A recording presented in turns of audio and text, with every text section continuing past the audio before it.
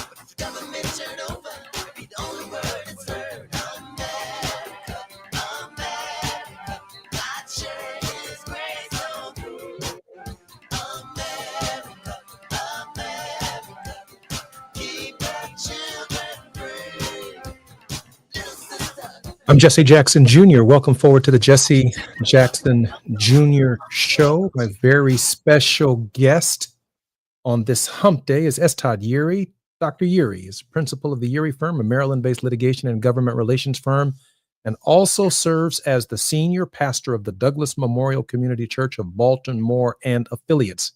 Dr. Yeary is also the former chief executive of the Rainbow Coalition, the international human rights civil rights organization founded by my father. Dr. Yeary, welcome forward to the Jesse Jackson Jr. Show. Oh, it's hump day, and I'm ready to see what we're going to do. What we got? We're going to jump right in. Just hung up with Abby Phillips a few minutes ago. CNN is going to deal today in part with the op-ed written by Warren Valentine, Michael Cohen, Dr. Michael Jones, Rabbi Michael Rothenberg, and myself, Jesse Jackson Jr., to discuss the mental acuity of the president and whether or not it played a role in the denial of the pardon applications of thousands of Americans who sought a pardon while members of his family did not have to complete one. And he sprung it on the nation just 1 minute before his presidency ended. Obviously, there are questions about the auto pen. We got about 3.5 minutes before the break. Let's knock this one out so we can go on to other subject matters. All right. So what do you want to start with is the fundamental question, right? The fundamental question is whether or not the president's mental acuity was capable of truly looking at the pardon applications of millions of people who've paid their debt to society who need a pardon. Now, some might say, well, millions of people didn't fill out pardon applications, but neither did his family. And therefore, he did have the power, just as he did, to pardon members of his family without filling out a pardon application. He can pardon millions of people who paid their debt to society in full, which his family did not. That's the meat and the potatoes of the question. And whether or not there was a small group of white people, I don't want to say white people, a small group of people within the White House, that's what I meant to say, the White House, who were making judgments about the lives of other people in light of the so-called legacy of the President of the United States. So I can't get to whether or not it's driven by the legacy of the former president. But let's just be real clear. The mental acuity of the president matters not one it when it comes to the power of the presidency. I've never seen, other than the invocation of the 25th Amendment, where there is some concern about the ability to function, or whether or not the president is capable of operating in that role. The High Court has never opined on that. We remember there was a similar scenario back when Ronald Reagan was president, and the joke used to be that Nancy was really running the country because he had the onset of dementia, and yet he was still operating as the president. I think what you get to is the fundamental question is mental acuity is one issue. That's really the secondary issue. Some folks have to abide by a certain process by which their issue gets elevated to the awareness of the president. Others get the bypass of that process and just enjoy the use and the utility of the president's pardon power to their benefit. Of the J6 offenders, they did not apply for pardons. This new president gave blanket pardons to those who were impacted. And so you have kind of two contrasts. The pardon power of the president is so beyond really reach and scrutiny that the real question is what is the response when the president, whether it's the current president, the former president, or any other president prior to them, can really just kind of create a mechanism out of whole cloth that informs or doesn't inform how they're going to use that pardon power. That's, I think, the piece where we often leave the question of restorative justice off the agenda conversation when we start talking about who's going to sit in the Oval. And so there are two things. It's intriguing to know, yeah, we can all believe that he probably didn't have the mental acuity. Does it somehow change what the outcomes have been? Probably not. And this court is certainly not going to go back in retrospect and make any adjustments. And so we really have to figure out, how does this impact us? And the answer to the question is, so what? What are we going to do about it? That's where I think we've got to wrestle with the piece that is really still within our control to be able to make sure that we don't get hustled again by whomever the president might be and whichever party might be in power. I'm Jesse Jackson Jr., listening to the Jesse Jackson Jr. Show. We are going to pick back up on this when we come forward with a number of other issues with S. Todd Yeary. 1 foot in the courtroom and 1 foot in the pulpit. I'm Jesse Jackson Jr., listening to the Jesse Jackson Jr. Show. It's afternoon drive time with Jesse Jackson Jr. Only on KBLA Talk 1580. Is reviewing life insurance on your to-do list? Now's the perfect time to add it. A friend recently told me that securing life insurance sooner rather than later can help you lock in lower rates for years to come. So I bumped this up on my list and got it done. I called SelectQuote and couldn't believe how easy and affordable life insurance is. I'm 40 and got a $500,000 policy for $16 a month. My husband's also 40 and his $500,000 policy was only $18 a month. Plus, with SelectQuote's same-day coverage, there was no medical exam required, and we were covered by the time we hung up. Knowing I have this checked off my list feels amazing, but the peace of mind knowing my family is protected feels even better. Call Select Quote at 1-800-729-7070. That's 1-800-729-7070. Or go to SelectQuote.com to get your free quote today. That's 1-800-729-7070. Details on example rate at SelectQuote.com. LA's newest soul food restaurant is getting spectacular reviews. Great place with amazing food. The Sunday champagne brunch is fabulous. I saw the place on IG. We tried it for lunch. We were blown away by the food and the service. The restaurant has an inviting atmosphere and a dynamic vibe. Over the years, Lionel has catered most major Black events in Los Angeles, including all of our KBLA Talk 1580 gatherings. But now he has his own spot, Lionel's Soul Food Cuisine, and you need to check it out at 8501 South Vermont Avenue in Los Angeles. Oxtails, baked or fried chicken, meatloaf, turkey chops, pork chops, catfish, short ribs, and all the fixins, collard greens, mac and cheese, yams, red beans, black-eyed peas, and more. And of course, hot water cornbread, satisfying drinks, and delicious desserts. Lionel's is a great place for brunch, lunch, or dinner. If it's good enough for us, it's good enough for you, because we've got your black. So head on over to Lionel's Soul Food Cuisine at 8501 South Vermont Avenue in Los Angeles and tell Lionel you heard about it on KBLA Talk 1580.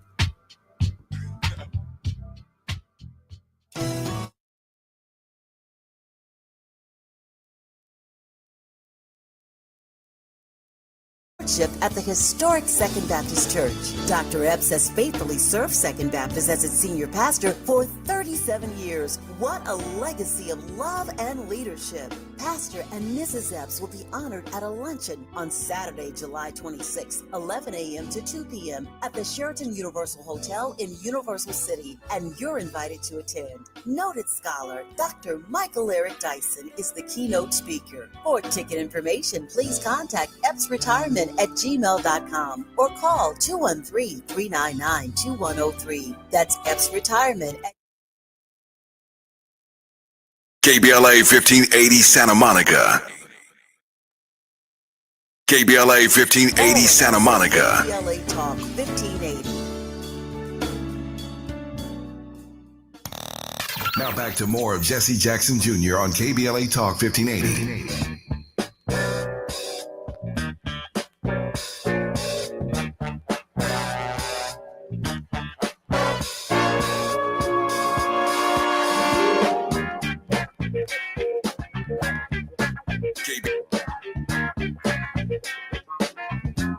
I'm Jesse Jackson Jr. Welcome forward to the Jesse Jackson Jr. Show. I do want to, Dr. Yuri, come right back into that question. What are we going to do about it? But before we get to that, because Joe Biden actually told us exactly what to do about it, I want to make a distinction for our listeners, and that's this. When Donald Trump entered the White House on January 20th, he issued a pardon for 1,500 people who ran into the Capitol on January 6th. He issued a full, complete, absolute, and unconditional pardon. And therefore, even though many of them were incarcerated, they are no longer felons. They have no record. There is no record that they even entered the Capitol. That is the power of the pardon. Joe Biden commuted the sentences of 30,000 low-level drug offenders, many of whom were in prison as a result of a crime bill that he helped usher through the Senate and through the Congress of the United States. And he gave them a commuted sentence, but he did not pardon them. The difference? The 1,500 people that Donald Trump pardoned do not have a criminal record. The offense never took place in the eyes of the law. The 3,000 people that Joe Biden commuted, today they are all felons. Time served, but they're walking around society with a stigma on their forehead that says, I used to sell pot. I used to smoke dope. I got caught with a dime bag. I got 5 on it.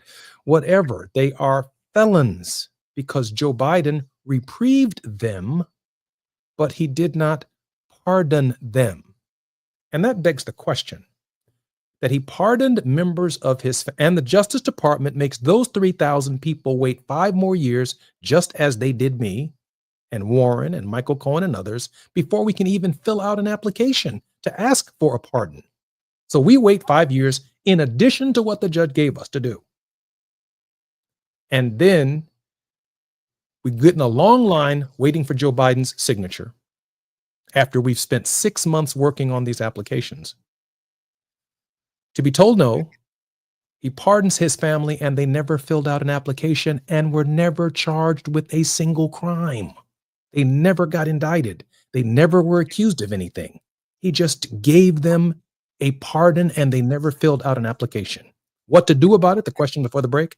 As I turn it back over to you, Joe Biden says that on January 20th of 2025, in accordance with all of these procedures, that if you wish to reapply for a pardon, a new application form is now available through the Department of Justice. In other words, he said, go ask Donald Trump for a pardon because I'm out of here. Now, what happens, Dr. Yuri, if millions of Black folk in Los Angeles, Chicago, New York, Atlanta, and around our country decide to go ask Donald Trump for a pardon rather than waiting 4 more years of their life for the next Democrat to consider them at the end of 4 more years? That's 8 years away. That's the question. I think we follow Joe Biden's leadership and we ask Donald Trump. Well, I think the issue is that we ask whoever's in the White House whenever Absolutely. they're there. It shouldn't be exclusive to one presumed favorable outcome from one side versus the other. At the end of the day, the game, as we've talked about before, is still monopoly, whoever's the banker. And that's basically what the presidency is. It is the administrative banker for white economic interest, which includes dealing with the lingering effects of conviction and or incarceration in these United States of America. And so it is incumbent upon us, if we're going to demand justice, it's not one-sided. We have to hold both sides accountable and make the demands whoever is in office, right? Because we don't know how long Donald Trump may or may not be in office, or who's going to be next. And this notion that somehow or other we're relegated to an optimal scenario where whether it's 4 years, 8 years, 12 years, whenever the parties switch in terms of who's the executive, that somehow or other it's going to lead to more favorable outcomes is just not borne out, right? Even when we look at the executive authority of the president, and I know we talked a bit about this earlier, that executive orders are just a president's whim about how federal law is going to be applied and federal regulations are going to be enforced. They get to decide, just like the banker in Monopoly, how we're going to play the game if, as we find ourselves today, the country or the bank runs out of money. And so there's always been an economic interest behind it. There's always been an economic interest to convict labor. There's been an economic interest to stifling and stymieing the ability of folks who have paid their debt to society, whatever that debt was and however convoluted it might have been, that somehow or other we get a pass. We've got to make the demand all day, all the time, whoever's there. And if they win the opportunity to have to look us in our faces and tell us why not. Well, well, it couldn't be clearer, and I appreciate your moral voice on that. Let me use this opportunity to pivot to the idea of June, particularly a significant date in African American history. The Emancipation Proclamation is issued on January 1st, 1863.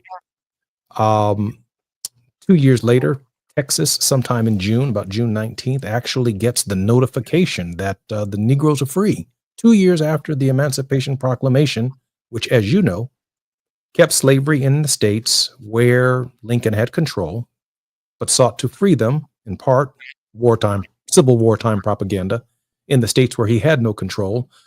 But the leadership of Texas didn't even want to tell the Negroes that they were free. Your thoughts on whether or not this is a celebration or a commemoration, and how we should really treat Juneteenth? Well, the short answer is yes. I don't think it's mutually exclusive, one or the other. One, it is that the change in legal status should be commemorated, but it should also be celebrated. I don't think we are confined to one or the other. Now, the real issue is what informs our commemoration. Are we clear on the facts and the politics? Say that now. Or are we caught up in the myth and the fairy tale of the story as it's been given to us? The truth of the matter is that the proclamation was made in the fall of 1862 to take effect on January 1, 1863. In the Black church, that's where watch night comes from. Because those who would be impacted by the effective date of the proclamation kept watch until midnight. That's why we stay in church till 12 o'clock, because our legal status changed. Once we recognize where it fits within history, then we deal with the accountability of how we continue to get hustled, because the law can change on paper and remain the same in practice unless there's going to be enforcement. And that's been the fight since the Emancipation Proclamation was issued. The other part is, if you read it, I don't give the same kind of deference to the pure intentions of President Lincoln. He says it is out of military necessity that he has to issue this proclamation. It's actually in the document. He confesses his soul that the North is about to lose the war, and the young fledgling remainder of this emerging country runs the risk of not only falling to defeat from the Confederate States, but also potential invasion from the foreign powers who still resent the fact that they broke away. So he's in a bit of a crunch. And so he needs some fighters, some folks he can rely upon. In many of the states, it passed laws that persons of African descent could not own weapons under the Second Amendment. There are a number of Supreme Court cases that go back and forth about that. And so he's got to figure out, how do I recruit more soldiers who have capacity, capability, conviction, and courage to be able to help change the trajectory of the nation? So yes, it's a commemoration and a celebration. We commemorate because the proclamation changed the dynamics of the nation's emergence. There's something owed. When we have a reparations conversation, it is not just about the fact that they got free labor. We didn't just save the soul of America, we saved the behind of America. And therefore, we ought to have something come back for the sacrifices that have been made. I'm just talking about what I'm talking about. I ain't talking about nobody. And so when we get to that, we then have to ask the question, when we get to Galveston and we've got this field order of 40 acres and a mule, they got a field order, but the Homestead Act of 1862 was legislation. It was law. And it was law that applied all the way up until the late 20th century, where folks could get not 40 acres, but up to 160 acres from the government if they were just going to maintain the land for 5 years and then get a deed to it. So when we start talking about what's our argument, we got to ground our argument in knowing the story, not knowing the myth, but we got to know the history and the documentation so that whoever changes, whoever takes on the banker role in this game called Monopoly, don't hustle us because they think we knew to roll in the dice.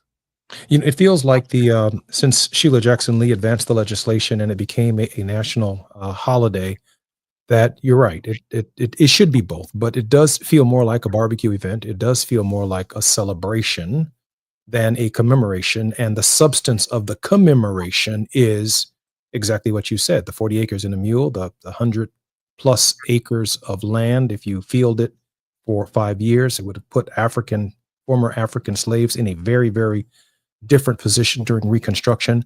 And to set the stage for the context, even though it's not tied to the Emancipation Proclamation or even tied to Juneteenth itself in 1865, when I reflect upon the oration in Rochester, New York, I believe it was, of Frederick Douglass, I think in 1852, on the July 4th of 1852. And he was invited and spoke on July 5th, 1852, about how he felt the invitation to speak on this occasion was a mockery. You know, what to the slave is July 4th? Did you invite me here to mock me? Did you invite me here to make fun of me? Do you think I don't know let me bring it to the current times, what Juneteenth means?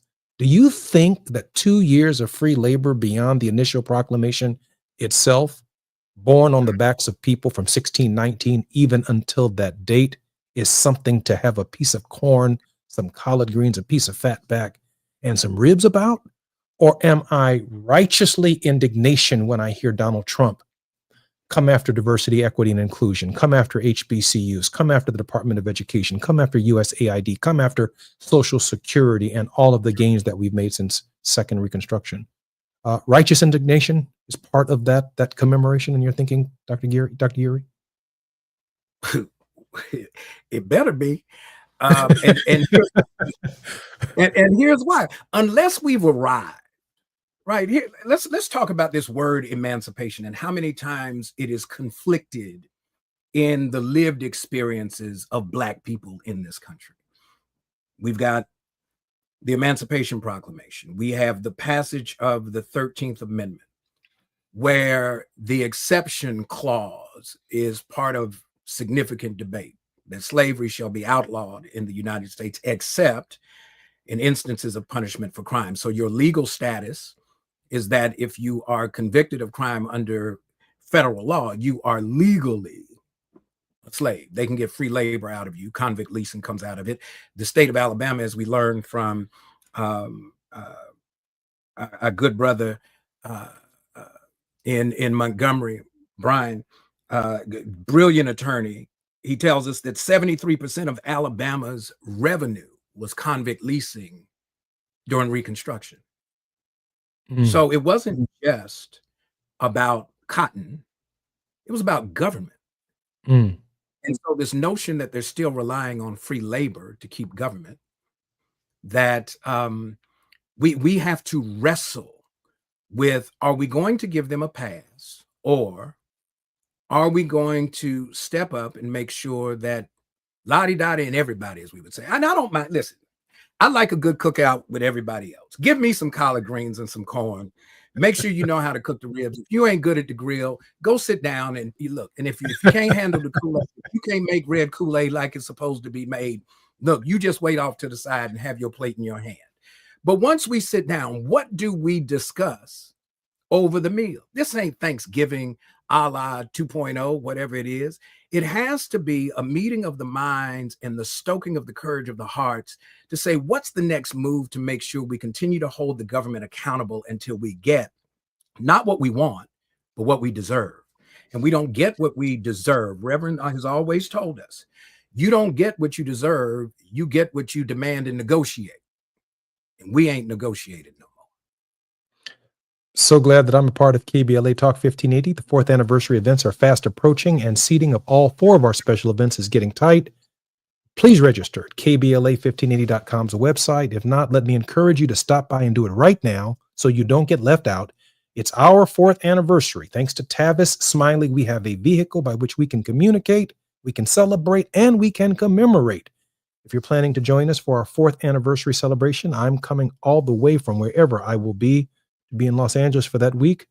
We'll have barbecue on Juneteenth holiday. We're asking everyone to bring some food and any amount of money that they can bring, or any grocery store chain or restaurant. Grateful for whatever you can bring us for the families displaced by the wildfires in Altadena.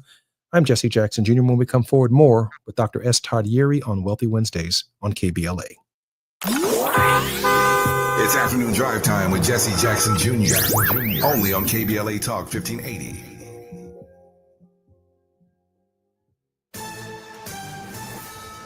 I'm Amber Payton with BIN News Now. An HBCU Hampton University staffer is under investigation after a student posted a video accusing them of demanding sex for grades. Several students spoke anonymously to Wavy News 10, fearing backlash. I did not want this to tarnish the reputation of the university. I felt like the entire situation was unfortunate. University says it's investigating and offering mental health support. Black Newark, New Jersey Mayor Ras Baraka is suing after what he calls his egregious arrest last month outside of an ICE facility. He accuses U.S. Attorney Alina Habba of false arrest, defamation, and acting as a political operative. And Black Los Angeles Mayor Karen Bass will not have to testify in a homelessness lawsuit after subpoenas were pulled. The LA Alliance for Human Rights sued the city for allegedly failing to meet a deal requiring nearly 13,000 beds by 2027. Get BIN News Now on demand 24/7 on the iHeartRadio app. Think It Up is an initiative to activate student-powered, teacher-led learning projects. Students and teachers, How can you spark great learning experiences in your classrooms today? Join at thinkitup.org.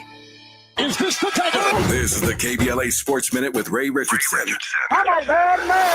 If former Clippers star Paul George decides to watch the NBA Finals, he can say he was a major factor in the Oklahoma City Thunder and Indiana Pacers playing for a championship. George was traded by OKC in 2019 to the Clippers for Shai Gilgeous-Alexander and 5 first-round draft picks. OKC used 2 of those picks to select All-Star guard Jalen Williams and rookie guard Dylan Jones, a key player off the bench for OKC.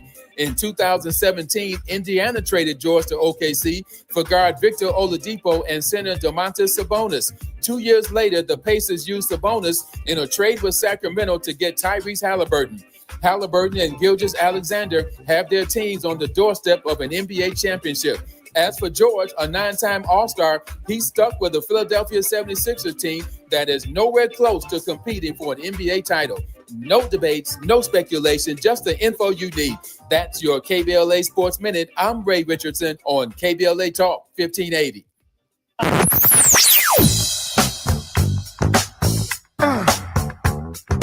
This is KBLA Talk 1580. Talk radio.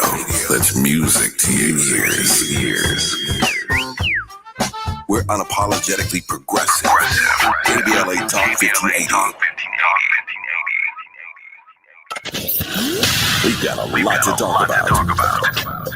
Hi, I'm Zoe Williams, a.k.a. the Voice of Reason, encouraging you to join me weekdays from 7 to 9 p.m. for the world's most intriguing relationship radio roundtable. Every night, I facilitate and encourage our loyal listeners to participate in the most engaging relationship discussions you'll hear anywhere. So make it a point to rendezvous with me, Zoe Williams, the Voice of Reason, Monday through Friday, 7 to 9 p.m. Pacific Standard Time.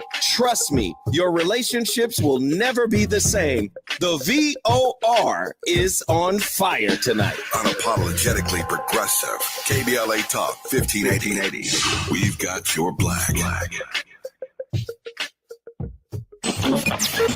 After nearly 20 years in Congress, he knows how to get at the issues that matter the most to you. Every day, he takes a deep dive into politics, social justice, and the stories that shape our community. This is where prominent people unpack perplexing problems. Unfiltered, unapologetic, unmissable. You're inside the Jesse Jackson Jr. Show on KBLA Talk 1580.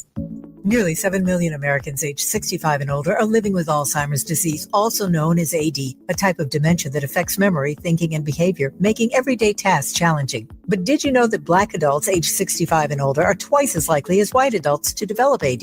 There are things you can do to help reduce your risk for developing AD. Managing conditions like diabetes and high blood pressure is crucial. Staying physically active, maintaining social connections, eating a healthy diet, and keeping your mind engaged with activities like reading or puzzles can all contribute to brain health. It's also important to recognize some common signs and symptoms of early AD, such as forgetfulness that causes problems with everyday life, asking the same question a few times in a row, and difficulty concentrating on basic tasks. If you see these signs in yourself or a loved one, don't wait. Early diagnosis and intervention are key to managing AD effectively. To learn more about AD and a potential treatment option, visit treatallzearly.com. That's treatallzearly.com. This message is brought to you by AZI. LA's newest soul food restaurant is getting spectacular reviews. Great place with amazing food. The Sunday champagne brunch is fabulous. I saw the place on IG. We tried it for lunch. We were blown away by the food and the service. The restaurant has an inviting atmosphere and a dynamic vibe. Over the years, Lionel has catered most major Black events in Los Angeles, including all of our KBLA Talk 1580 gatherings. But now he has his own spot, Lionel's Soul Food Cuisine, and you need to check it out at 8501 South Vermont Avenue in Los Angeles. Oxtails, baked or fried chicken, meatloaf, turkey chops, pork chops, catfish, short ribs, and all the fixins. Collard greens, mac and cheese, yams, red beans, black-eyed peas, and more. And of course, hot water cornbread, satisfying drinks, and delicious desserts. Lionel's is a great place for brunch, lunch, or dinner. If it's good enough for us, it's good enough for you, because we've got your black. So, head head on over to Linnell's Soul Food Cuisine at 8501 South Vermont Avenue in Los Angeles and tell Linnell you heard about it on KBLA Talk 1580. You're listening to Jesse Jackson Jr. on KBLA Talk 1580.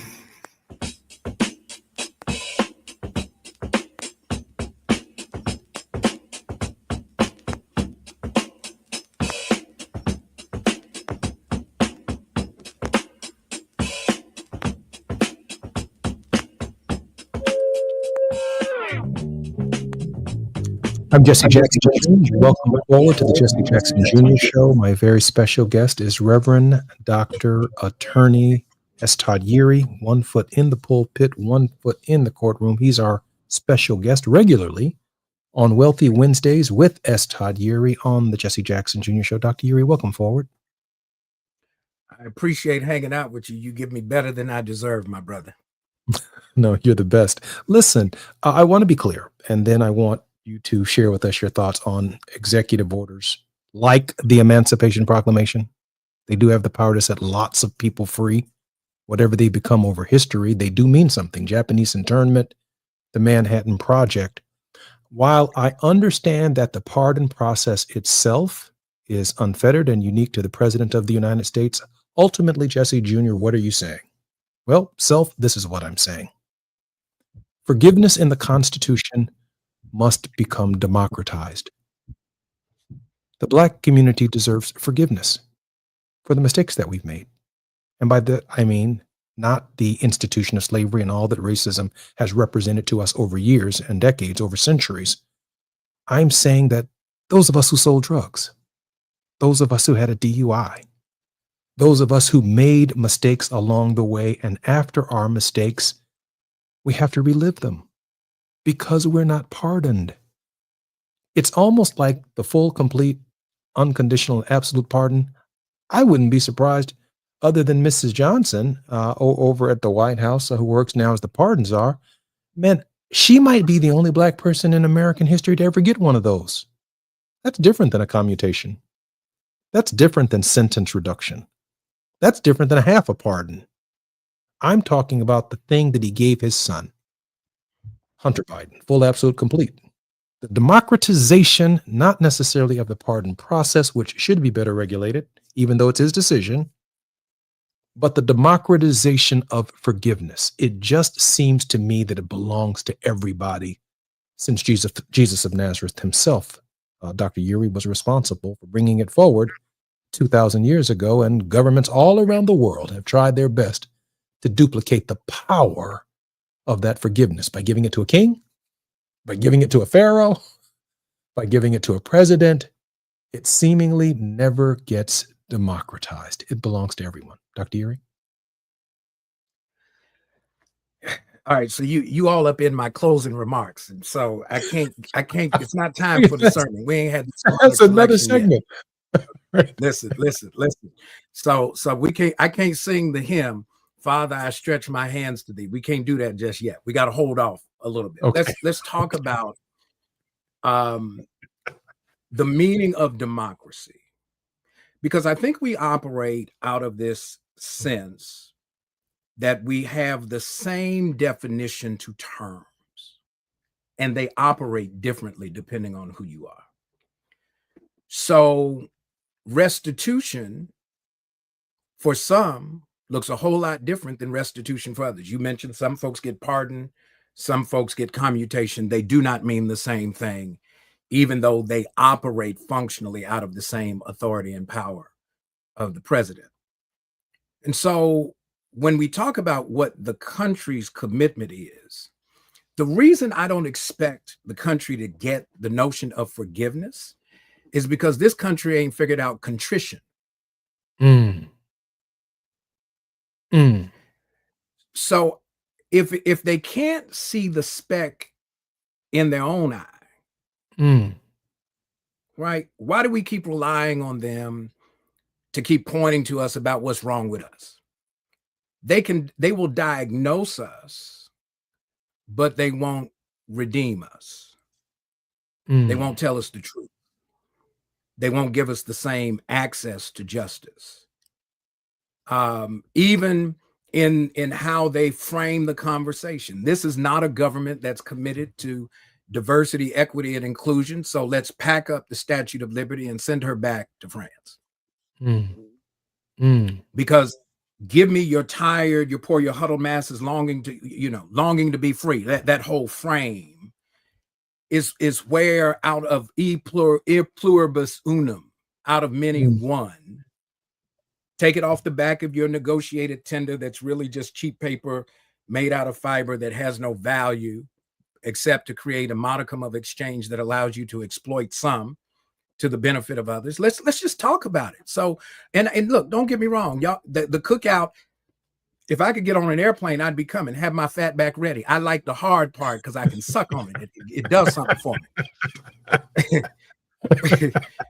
But it's got to be more than getting together to eat, to laugh, to joke, to play cards, to play dominoes, and then get sleepy.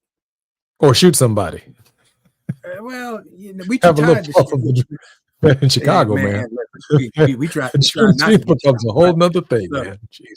Listen, don't sit outside at the cookout. Grab your plate and keep moving because you don't know what's moving around. That's all I'm saying. So we got to make sure we're operating out of the same contextual understanding. That's why it is so critical that we stop making these assumptions. It doesn't matter who the party is. They both have pimped us at some point throughout our history. At the end of the day, the system is rotten. It's not a particular party. Even scripture tells us a little leaven leavens the whole loaf. And so we keep trying to contain this cancer instead of trying to cut it out, so we can finally get to a place of wholeness and healing that benefits everybody, not just a handful of a few. And so that's our fundamental question at our core, is we keep trying to hold this thing together with Band-Aids and masking tape, hoping that somehow or other we can create some sort of morally driven, clearly focused, operative government that models for the world what it demands from the world. Let me ask you this question in the final 2 minutes before we go back to the break, and then I'm going to leave a large section of that last quarter of the program for your opine and for a word of hope. It seems to me that the Negro was responsible for the American experiment itself. That this tape, this Band-Aid, this thing that we have to keep gluing together for America, that there is no other experiment like it in the world. At the end of all of our complaints, America is unique in human history. We've got a better chance here than going somewhere else or building something somewhere else differently. Help me reconcile that, Dr. Uri, with the minute and a half that we have before the break. So I think that assessment is based on current conditions. And it's also based on our ignorance of what is the qualitative difference in other parts of the world. If it is materialism, then certainly the answer is yes. But if you visit any other place in the world that is not as affluent as the United States, I believe you find a qualitative difference in terms of how the government and the society interacts around common humanity. The United States is unique. And it's unique because it has built itself around the exploitation of those who have only tried to show the elites some goodwill. The indigenous Americans, we would call them, they tried to show hospitality. They said when the pilgrims arrived, the indigenous people had the land and the visitors had the Bible. And after a little while, they had the Bible and the indigenous people had the land. I'm going to get to that in the sermon because we keep thinking that somehow or other in God we trust means that we're talking about the same God and we're talking about the same kind of trust. We've got to get back to making sure that we are clear. One, what are we meaning by the words that we're using? What definitions are we applying and how does it inform our praxis, how we live it out and make demands? And then we can say and sit down with our colleagues, are we really having a conversation or do you just not understand what we're talking about? I'm Jesse Jackson Jr., listening to the Jesse Jackson Jr. Show. It's Wealthy Wednesdays with Dr. S. Todd Uri, and I can't wait for the sermon when we return. I'm Jesse Jackson Jr. when we come right back on KBLA. While you're stuck in traffic, we can at least bring you up to speed on the news of the day. You're listening to Jesse Jackson Jr. only on KBLA Talk 1580.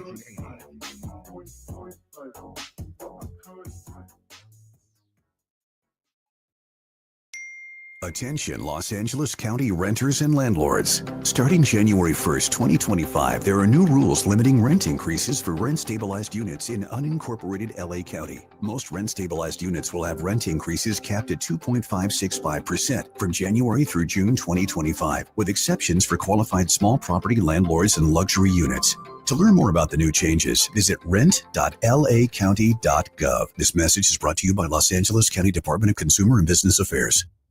Hi, I'm LA City Councilman Curran Price, inviting you to join us on Saturday, June 14th from 11 a.m. to 2 p.m. as we cut the ribbon on the brand new Enel Woods Park at 8703 South McKinley Avenue.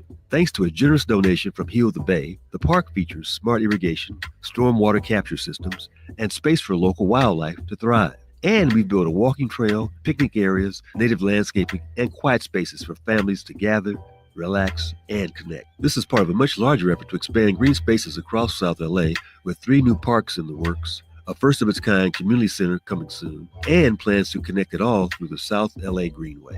So mark your calendar for Saturday, June 14th, 11 a.m. to 2 p.m., and come celebrate a greener, stronger South LA at Enel Woods Park. I'm also pleased to sponsor the Climate Justice Plus Black Health Symposium, moderated by Tavis Smiley, live on C-SPAN, Wednesday, June the 18th, from 4 to 7 p.m. at the Nate Holden Performing Arts Center. Just a reminder to sign up right away at the KBLA1580.com website to join me, Mayor Karen Bass, Congresswoman Sidney Kamlager Dove, Tennessee State Representative Justin Pearson, Dr. Cornel West, former Congressman Jesse Jackson Jr., the Sierra Club's Ben Jealous, and other Black influencers in the climate and health fields, as we continue to amplify the connection between climate and poor health outcomes for our people. Thank you for listening. I'm Councilman Curran Price.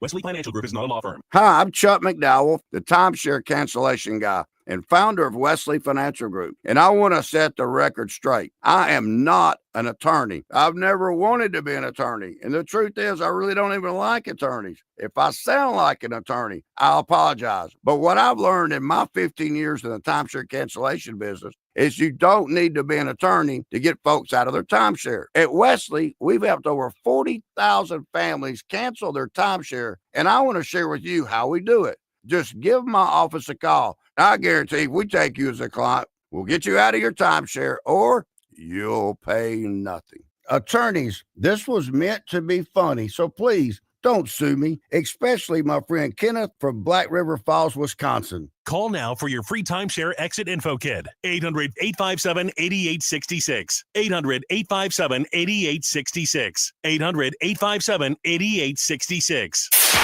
KBLA Talk 1580. We've got a lot to talk about. KBLA Talk 1580 reminds you that we keep us safe. Every girl deserves a chance to shine. That's the belief behind Forgiving for Living, Inc. Since 1999, this organization has been empowering at-risk girls ages 13 to 18, helping them overcome behavioral and mental health challenges. Founder Wendy Gladney's personal journey inspired the mission to give girls hope and purpose through the power of forgiveness. Through their ambassador program, workshops, and annual conference, Forgiving for Living has touched over 3,000 young lives, providing mentoring, life skills, training, and tools for building self-esteem and confidence. You can make a difference. Visit forgivingforliving.org to donate, volunteer, become a mentor, or find help for a young girl in need. Forgiving for Living, Inc., building brighter futures for young girls. Visit forgivingforliving.org today. This is a community call to action from KBLA Talk 1580. KBLA Talk 1580. We've got a lot to talk about. KBLA Talk 1580, connecting you with services and solutions. The Autopsy Initiative provides a second autopsy free of charge for victims' families who have lost their loved ones due to a police-related death. The services offered through the initiative include the completion of a second autopsy, disclosure of preliminary findings, and a final autopsy report. A police-related death is when an individual is harmed by police officers using deadly force, which results in an individual's death. Police-related death includes in-custody deaths, including those that arise during contact with law enforcement officers during arrest, pursuit, booking, transport, or incarceration. The Autopsy Initiative has a team of board-certified pathologists on call. An autopsy request may be completed by anyone with a close relationship with the victim, which may include the victim's spouse, partner, relative, close friend, or lawyer. To request a free second autopsy for a victim of police violence, please visit knowyourrightscamp.com. That's knowyourrightscamp.com. Then click on autopsy, then click on request. At KBLA, we believe in justice for victims of police violence. We say their names, and we don't black down. This is a community call to action from KBLA Talk 1580. Now back to more of Jesse Jackson Jr. on KBLA Talk 1580.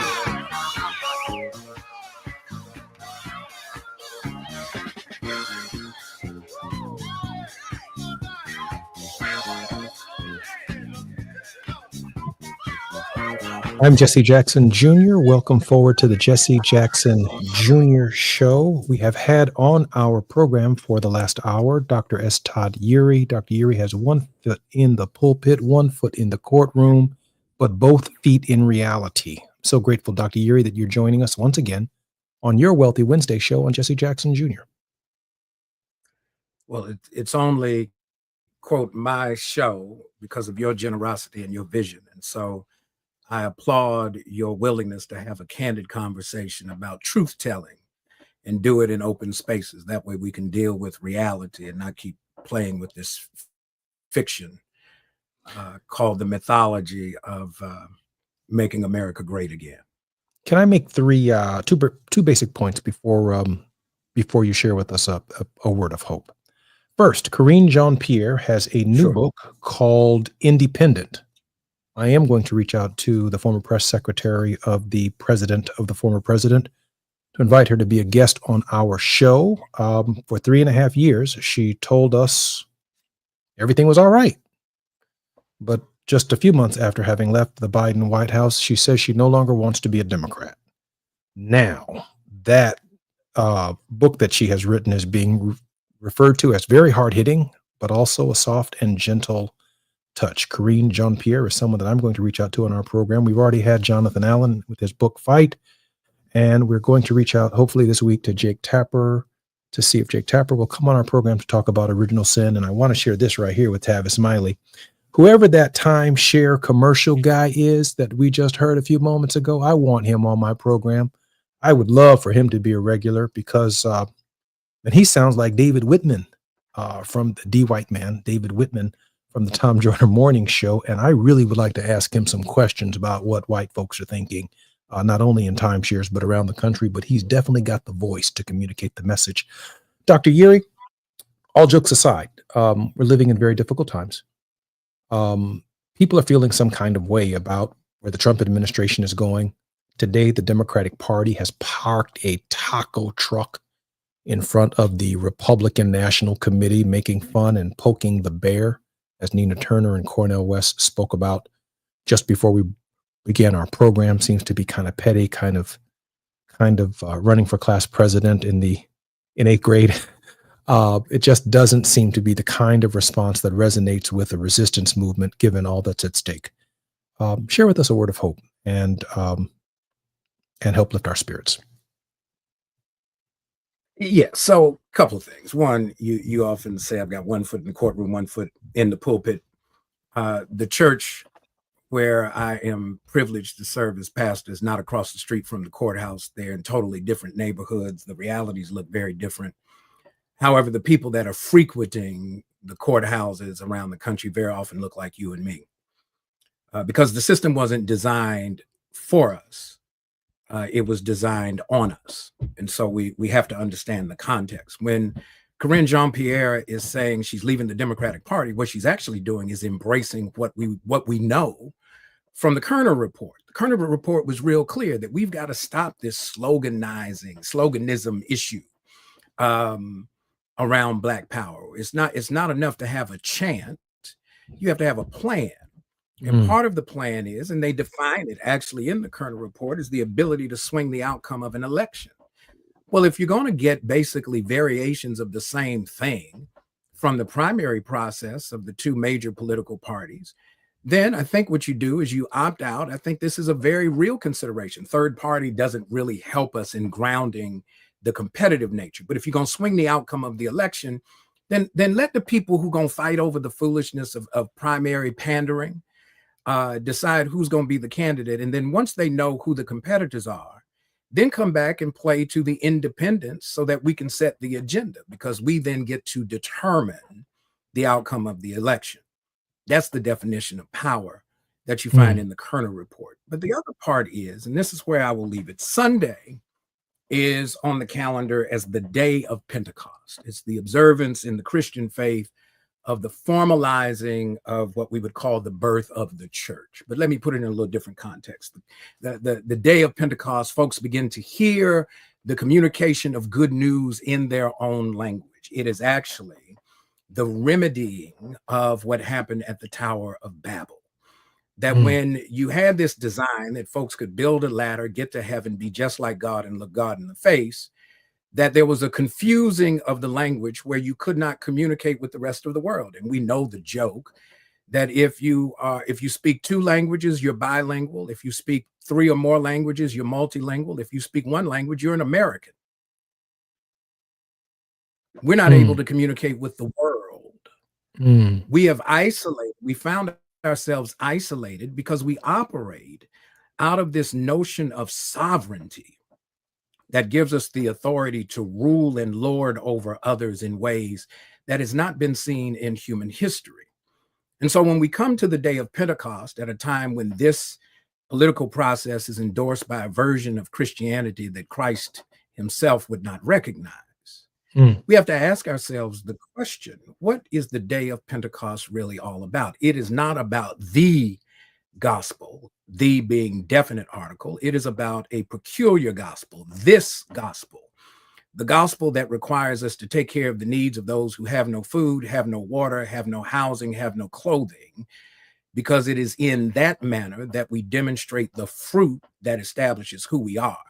And what we find is there's a living contradiction in the silence, the deafening silence of what's coming out of the evangelical movement, that you're going to take away and punish poor people simply for being poor, that you're going to say people who look a certain way, think a certain way, act a certain way, love a certain way, don't have a place, that we have a problem here. Pentecost changes the narrative so that we can communicate to one another and with one another in love.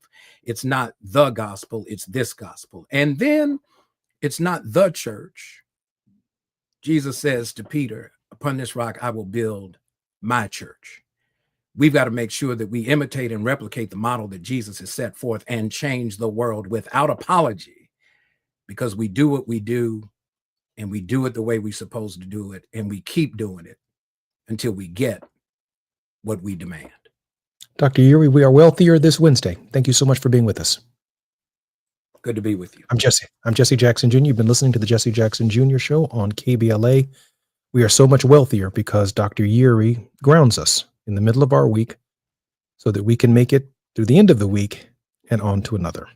I'm Jesse Jackson Jr. You're listening to the Jesse Jackson Jr. Show. Until tomorrow, we will have Dr. Willie Gable, who will share with us his thoughts on redemption and forgiveness. Until next time. KBLA 1580 Santa Monica.